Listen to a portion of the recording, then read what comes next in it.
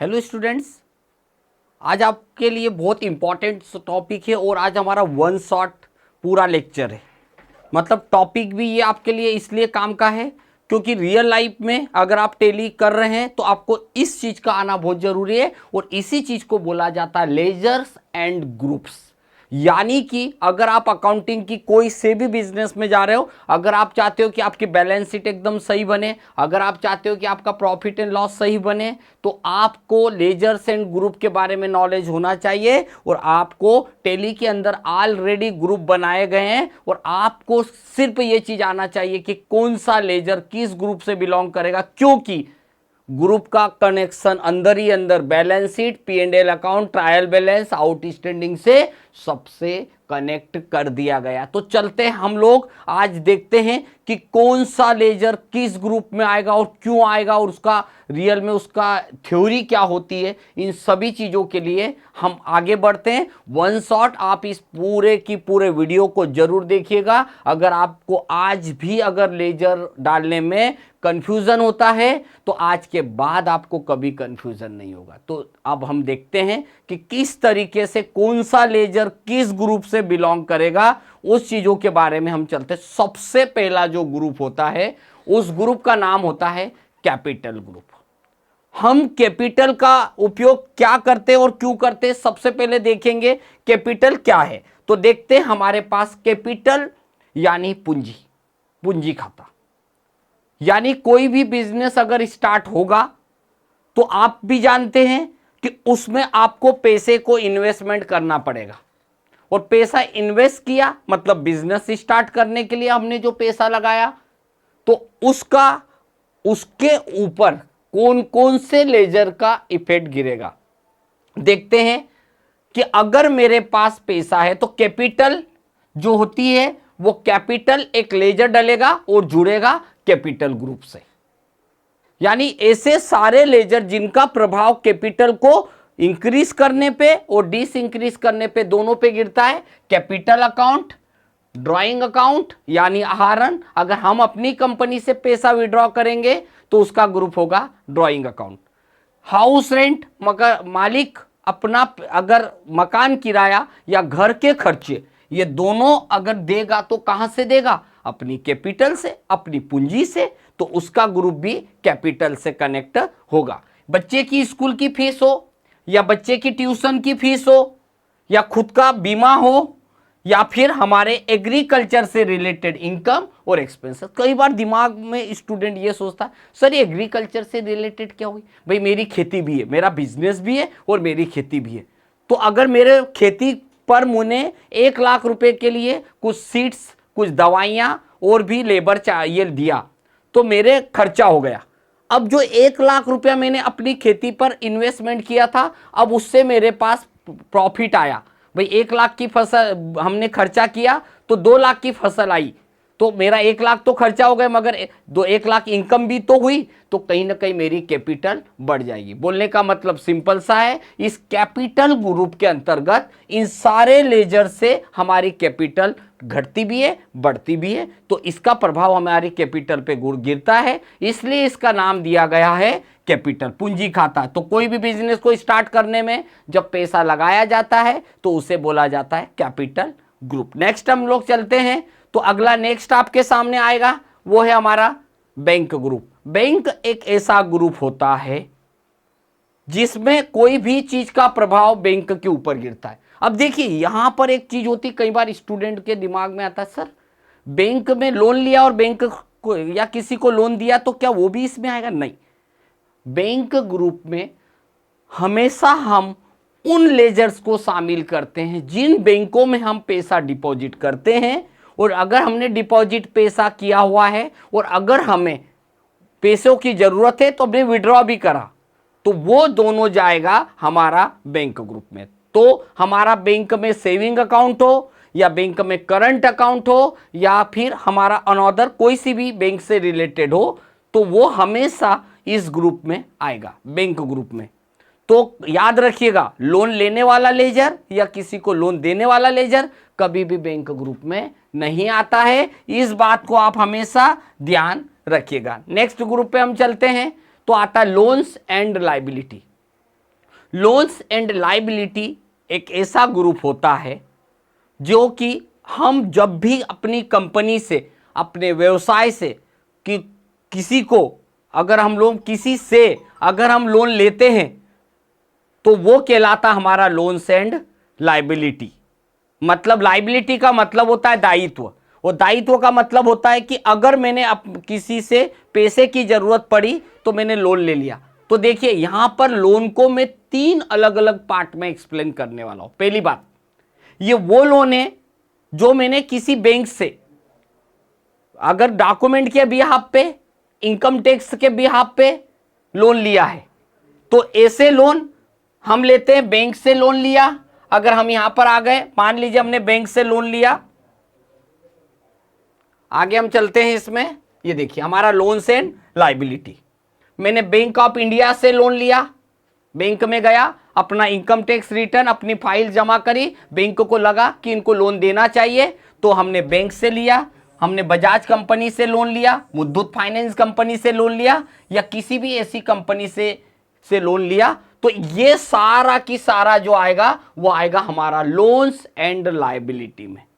याद रखिएगा कि लोन को हमने 3 भागों में बांटा है, loans and liability, secured loan, और एक आता है अनसिक्योर्ड। सभी का प्रभाव हमारी बैलेंस शीट के ऊपर लोन से लाइबिलिटी पे ही गिरेगा, परंतु इन लोन को हमने 3 भागों में बांटा। जब हम बैंक से कोई लोन लेते हैं तो उसका ग्रुप हमने डायरेक्टली लोन्स एंड लाइबिलिटी से हमने कनेक्ट कर दिया है। नेक्स्ट ग्रुप पे चलते हैं, सिक्योर्ड लोन।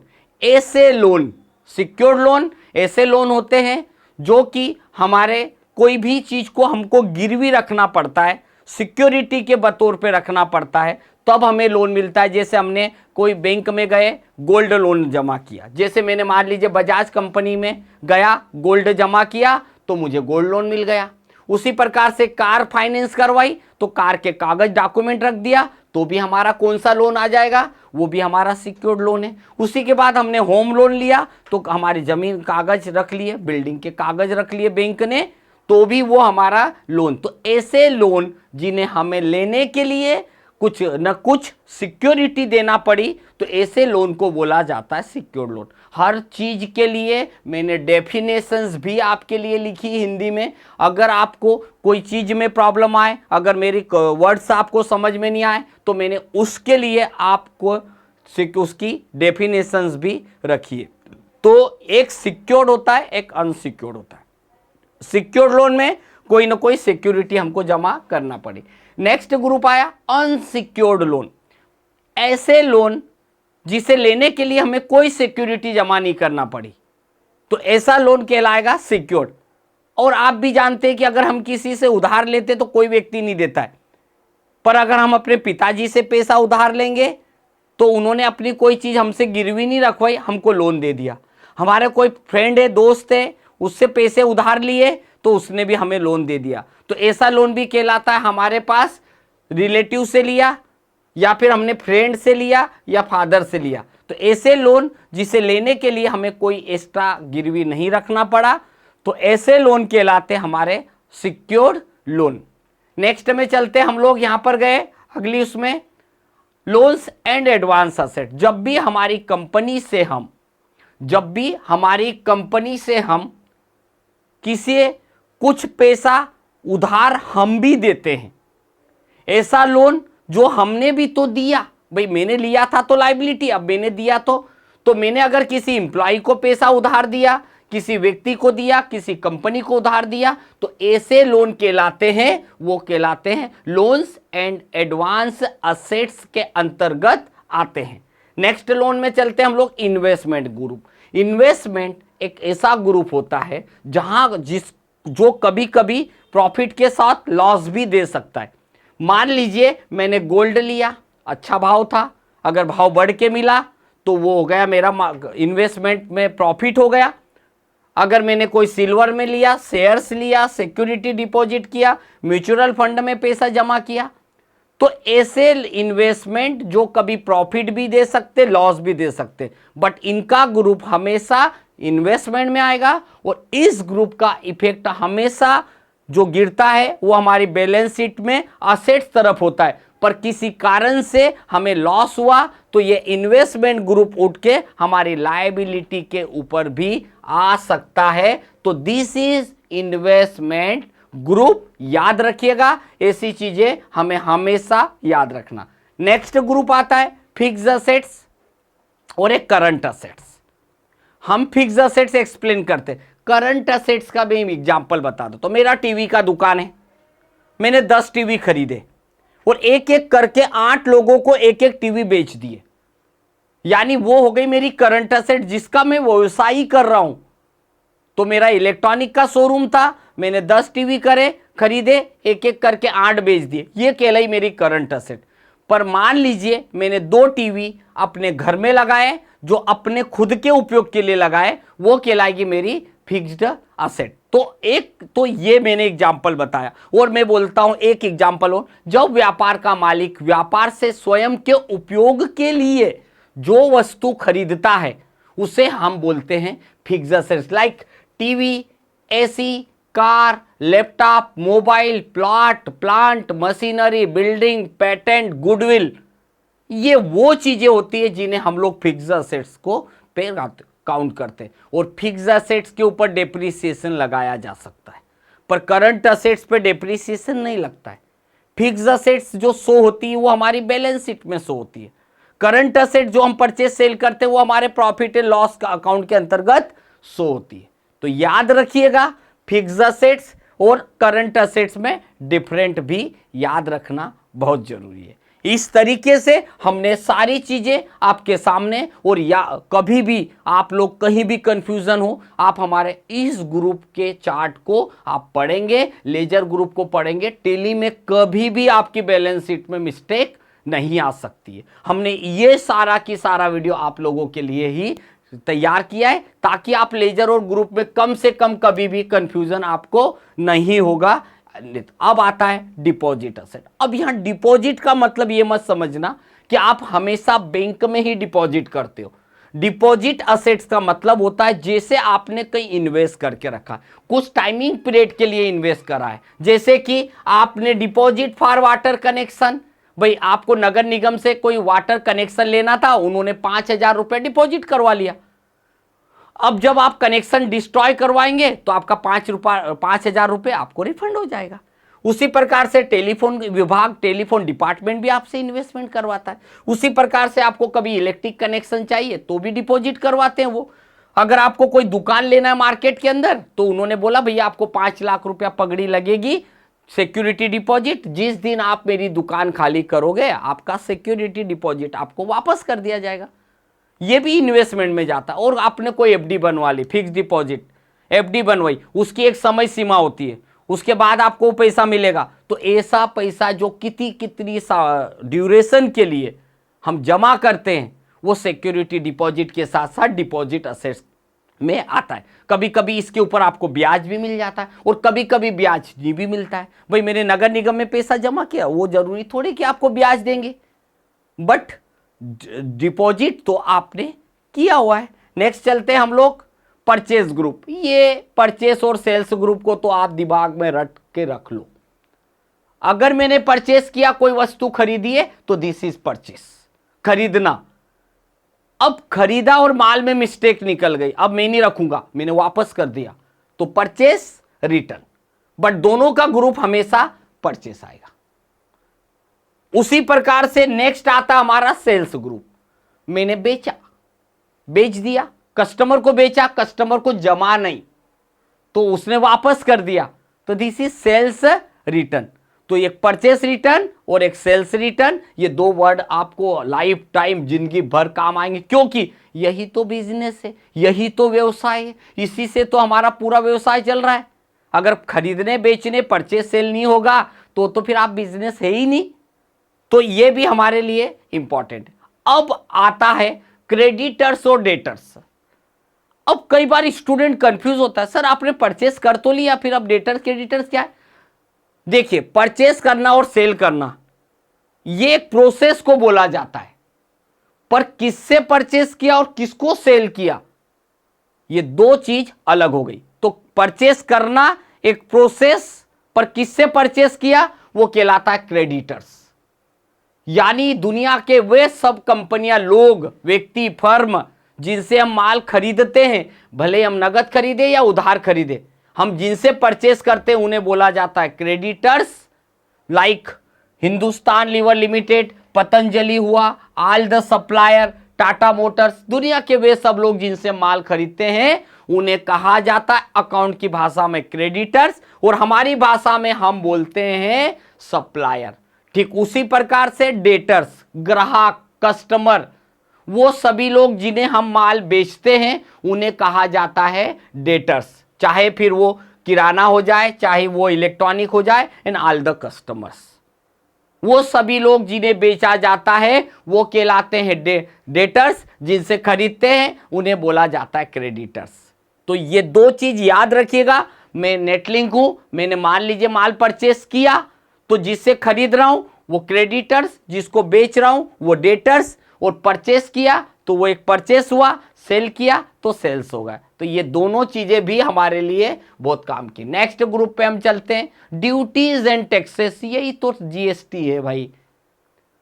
सरकार ने कुछ टैक्स बनाए और जिनको जोड़ा है ड्यूटीज एंड टैक्सेस, और ड्यूटीज एंड टैक्सेस का डायरेक्ट इफेक्ट हमारी बैलेंस शीट के ऊपर गिरता है।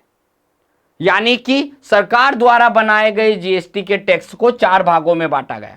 CGST, central goods and service tax, SGST, state goods and service tax, IGST, inter state goods and service tax, और एक आ जाता है सेस। इन 4 चीजों से मिलकर बनता है हमारा जीएसटी टैक्स, जिसे हम आगे अकाउंटिंग में पढ़ते भी है। जीएसटी के बारे में और डीप में हमारे नेक्स्ट वीडियोस और नेक्स्ट चीज जो आती है वहां पर मिलेगा। उसी प्रकार से एक आता है TDS, tax deducted at source. ये भी अपने आप में एक टॉपिक है और एक टैक्स होता है जो व्यक्ति की आय के आधार पर सेट किया गया है। नेक्स्ट, डायरेक्ट और इनडायरेक्ट एक्सपेंस, प्रत्यक्ष व्यय और अप्रत्यक्ष व्यय। डायरेक्ट एक्सपेंसेस वो एक्सपेंसेस होते हैं जो माल के बनने से लेकर दुकान तक पहुंचने तक जो खर्चे लगते हैं, इन सारे एक्सपेंसेस को बोला गया है डायरेक्ट एक्सपेंसेस। मतलब मान लीजिए मैंने इंदौर, भोपाल से कोई माल खरीदा, मेरी दुकान तक पहुंचने तक ट्रांसपोर्ट लगा, वेजेस लगा, ब्रोकरेज लगा, फ्रेट लगा, पैकिंग चार्जेस हुआ, लेबर चार्जेस हुआ, कैरेज इनवर्ड हुआ, और फैक्ट्री से रिलेटेड खर्चे। मान लीजिए मैंने 10 टीवी खरीदे, ट्रांसपोर्ट वाले ने ले लिए, ठेले वाले ने ले लिए, मेरे पास आते आते माल की कॉस्ट बढ़ गई, तो ये कहलाते हैं डायरेक्ट एक्सपेंसेस। तो डायरेक्ट एक्सपेंसेस का इफेक्ट गिरता है मेरे ट्रेडिंग अकाउंट के ऊपर, और इनडायरेक्ट एक्सपेंसेस का इफेक्ट गिरता है मेरे प्रॉफिट एंड लॉस अकाउंट के ऊपर। ये जब हम balance sheet profit and loss को देखते तब आपको और चीजें मिलेगी। उसी प्रकार से हम लोग नेक्स्ट में चलते हैं, तो इनडायरेक्ट एक्सपेंसेस, यानी इनको हमें लोग एडमिनिस्ट्रेटिव एक्सपेंसेस भी बोलते हैं। ऐसे खर्चे जो एक दुकान पे, एक शॉप के ऊपर दिन भर में किए जाते हैं। मैंने इसको बहुत इजी वे में समझा। एक दुकान के ऊपर दिन भर में जो खर्चे लगते हैं, क्या लगते हैं भाई? सैलरी दी, बोनस दी, टेलीफोन के एक्सपेंसेस हुए, इलेक्ट्रिसिटी के एक्सपेंसेस हुआ, डिस्काउंट दिया, कमीशन दिया, इंटरेस्ट दिया, बैंक चार्जेस हुआ, डेप्रीसिएशन लगा, बेड डेप्स हुआ। ये सारे की सारे खर्चे जो एक दुकान पे दिन भर में होते हैं ना, इन्हीं को बोला जाता है इनडायरेक्ट एक्सपेंसेस। तो डायरेक्ट और इनडायरेक्ट को समझ लीजिए। मेरी कंपनी भोपाल से माल खरीदा, खरीदते से लेके दुकान तक आया, ये हुआ डायरेक्ट। अब दुकान पे बैठ, दुकान से एक एक चाय पानी नाश्ता सब कुछ तो मैंने बता दिया, ये सारा कहलाएगा इनडायरेक्ट एक्सपेंसेस, एडमिनिस्ट्रेटिव एक्सपेंसेस। अब इनडायरेक्ट इनकम भी होती है भाई, कहीं से डिस्काउंट मिला, कहीं से कमीशन मिला, कहीं से इंटरेस्ट मिला, इन सारों को इनडायरेक्ट इनकम में हम करते हैं। तो इसी तरीके से कुछ हमारी डायरेक्ट भी इनकम होती है, freight charges, transport income, all income. अब देखिए यहां पर मैं बता दूं, मैंने कोई माल खरीदा और उसी में उसकी कॉस्ट में मेरे को डिस्काउंट मिल गया, ये फ्रेट चार्जेस जुड़ के आ गया, उन्होंने उसमें ट्रांसपोर्ट भी जोड़ दिया, तो ये डायरेक्ट इनकम बहुत कम होती है, पर इन्हें भी हम लोग काउंट कर सकते हैं। प्रोविजंस, ऐसा पैसा जो कुछ देना रहता है, जैसे लिखा भी है, उन सभी खातों को प्रोविजनल ग्रुप में जोड़ा जाता है जिनका भुगतान भविष्य में करना है। भाई मैंने टीडीएस पार्टी का काट के तो रख लिया, अभी तक पेमेंट नहीं किया, तो ऐसे चीजों को भी हम प्रोविजन में काउंट करते हैं। ऑडिट फिट लेस तो ली है पर अभी हमने दी नहीं है, तो ऐसी चीजों का भविष्य में हम प्रोविजन करते हैं, इसलिए इसको हम प्रोविजन ग्रुप के अंतर्गत देखेंगे।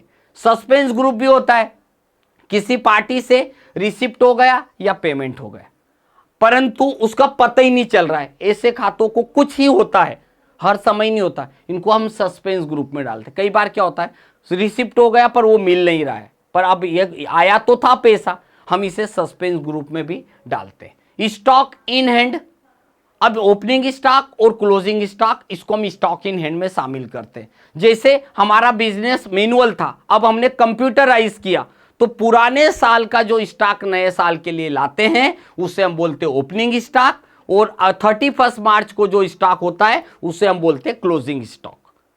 अब ये फाइनेंशियल ईयर का डेटा नेक्स्ट फाइनेंशियल ईयर में ले जाओगे तो इस साल का क्लोजिंग नए साल के लिए ओपनिंग बन जाएगा। तो इस तरीके से इनको जोड़ा जाता है stock in hand. Current assets में प्रीपेड रेंट, पहले से अगर हमने लिखा है यहां पर करंट असेट जिसे हम चालू संपत्तियां भी कहते हैं, यानी वे सभी प्रकार की एसेट्स जिसे हम आसानी से कैश में बदल सकते हैं उन्हें हम करंट असेट्स कहते हैं। जैसे हमने मान लीजिए किसी कंपनी व्यक्ति को हमने एडवांस पेमेंट कर दिया, जैसा होता है ना प्रीपेड इंश्योरेंस, प्रीपेड बिजली बिल, प्रीपेड सैलरी, बहुत सारी प्रीपेड पहले से ही कर दिया जाता है, तो ऐसी चीजों को भी हम लोग करंट असेट्स में शामिल करते हैं। ये जो चीजें आप पढ़ रहे हो इनका प्रभाव कहीं ना कहीं balance sheet, profit and loss account, trial balance, outstanding सब पे गिरता है। हम इस टैली को पढ़ते हैं कंपनी बनाने के बाद डायरेक्ट लेजर में, हम इन चीज़ों को इसलिए पढ़ते हैं क्योंकि यही आपकी सही बैलेंस शीट बनाएंगे, यही सही आपका ट्रायल बैलेंस, यानी सारी जीएसटी रिपोर्ट अगर आपने एंट्रियां का ग्रुप सही जोड़ा तो आपकी बैलेंस शीट P&L अकाउंट में कभी मिस्टेक नहीं आएगा। ये कैश इन हैंड का मतलब हुआ आज आपके पास कितना पैसा है, जैसे हम केस लेजर टैली के अंदर ऑलरेडी होता है।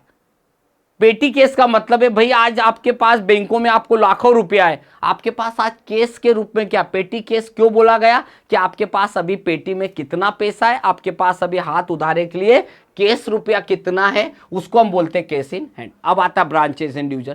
जब किसी कंपनी की कई सारी ब्रांचेस है और उन सभी ब्रांचों का हम एक ही जगह से मेंटेन करते हैं, मान लीजिए मेरा एक इंस्टीट्यूशन से मेरी क्लासेस चल रही है, अब मेरे 4-5 अगर ब्रांचेस है, सभी का डेटा एक ही जगह आ रहा है, सभी फीस हम एक ही जगह से मेंटेन कर रहे हैं, पर सब ब्रांच मेरी अलग अलग है, तो कौन सी ब्रांच से कितना रुपया आ रहा है जा रहा है, उस ब्रांच पे कितने खर्चे लग रहे हैं, उन सभी मेंटेन करना है, तो उसका ग्रुप भी आएगा ब्रांच एंड डिवीजन। ये भी अपने आप में ग्रुप होता है और ये भी हमारी असेट्स में भी जा सकता है, लाइबिलिटी भी हो सकती है। कहीं पर ज्यादा पैसा हमने दे दिया, कहीं से इनकम ज्यादा आ गई, तो ये भी हमारा नेक्स्ट ग्रुप होता है। और इन्हीं ग्रुप के बिहाफ पे जो फाइनल रिपोर्ट बन के तैयार होती, भाई हमने जो चीज पढ़ी है ना वो इसीलिए पढ़ी हमने कि उन्हीं के आधार पे हमारी बैलेंस शीट जो हमने ग्रुप ऑलरेडी थे लेजर बनाए,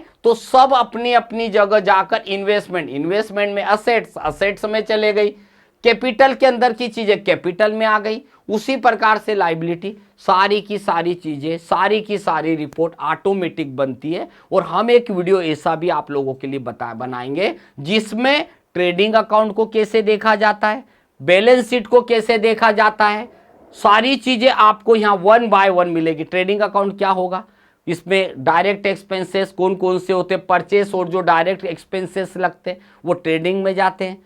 हमारा सेल्स और सेल्स रिटर्न होता है वो भी हमारा ट्रेडिंग अकाउंट में जाएगा। उसी प्रकार से हम जाएंगे हमारे प्रॉफिट एंड लॉस अकाउंट में कौन कौन सी चीज़ें दिखती है वो भी हमारे पास आ जाएगा। उसी प्रकार से हमारी बैलेंस शीट में कौन कौन सी चीज़ें आ जाएगी। ऐसी सारी चीज़ों से हमने एक एक करके हमारे सारे की सारी चीज़ें ये आती है। ये बैलेंस शीट है, प्रॉफिट एंड लॉस अकाउंट है, ट्रायल बैलेंस है, आउट है, सबकी सब रिपोर्ट जो बनती है ना वो बनती है हमारी पूरे लेजर के बिहाफ पे होती है। लेजर गलत है तो बैलेंस शीट गलत बनेगी, P&L अलग। मान लीजिए कि एग्जांपल के तौर पे एक कस्टमर को मैं माल बेचता हूं, वो मेरा डेटर से मुझे पैसा देगा मेरी एसेट से, गलती से अकाउंटेंट ने क्या करा उसे क्रेडिटर्स बना दिया, मतलब अब मेरा जो इनकम नहीं दिख रही, अब मेरे खर्चे चले जा रहे। किसी ने पूछा भैया वो कस्टमर से कितना लेना, बोले कस्टमर से लेना नहीं, उसको 10 लाख रुपया देना है। कोई हार्ट का पेशेंट हुआ वो चल बसेगा। याद रखिए, गलत लेजर का उत्तर भी गलत ही आएगा। इसलिए लेजर ग्रुप का मेरा ये वीडियो आप आखिरी तक देखें, इसको आप डेफिनेशन को प्रॉपर पढ़ें, प्रॉपर समझे, और उसी के बाद आपकी जो रिपोर्ट बनेगी ना, एक ही बार अगर आपने बना ली, आपका कभी भी मिस्टेक नहीं होगा। और जितनी बार भी टेली के अंदर आप ये जाओगे, अपने लेजर ग्रुप का चार्ट देखोगे, अल्टर के साथ F1 बटन दबाइएगा, आपको मिलेगा। अगले वीडियो में हम इसी लेजर को किस तरीके से हम डालते हैं, कौन सा लेजर किस ग्रुप में कैसे डाला जाएगा, उसका हम लोग नेक्स्ट प्रैक्टिकल में, नेक्स्ट वीडियो में इसी को हम देखने वाले हैं।